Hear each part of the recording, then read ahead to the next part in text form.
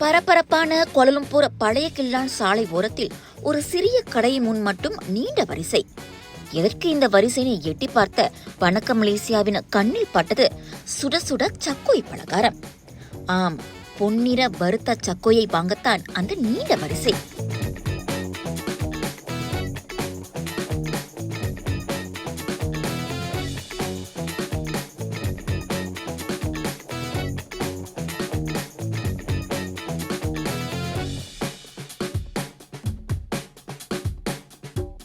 காலையில பசியாரையாகவும் மாலையில பலகாரமாகவும் உண்ணப்படும் இந்த சக்குயை யாருக்குத்தான் பிடிக்காது?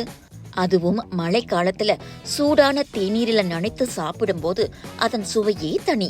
பலரும் இதை விற்றாலும் கோலாலம்பூர் பழைய கில்லான் சாலை ஓரத்துல ஒரு வயதான சீன தம்பதி கடந்த 35 வருடமா சக்குய் வியாபாரம் செய்து வருவது இந்த வட்டாரத்துல பிரபலம்தான்.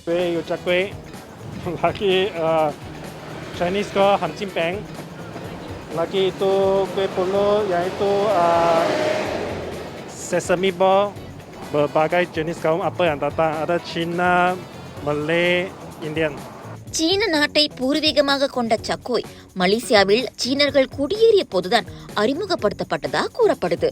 Sedap daripada yang lain ini yang paling sedap. So kalau lewat sini saya kena mesti beli. I like the curry puff. It was very tasty with potato and chicken. And then ichakui also very tasty and crispy. Yes, price is cheaper than another shop, very tasty also and cheap.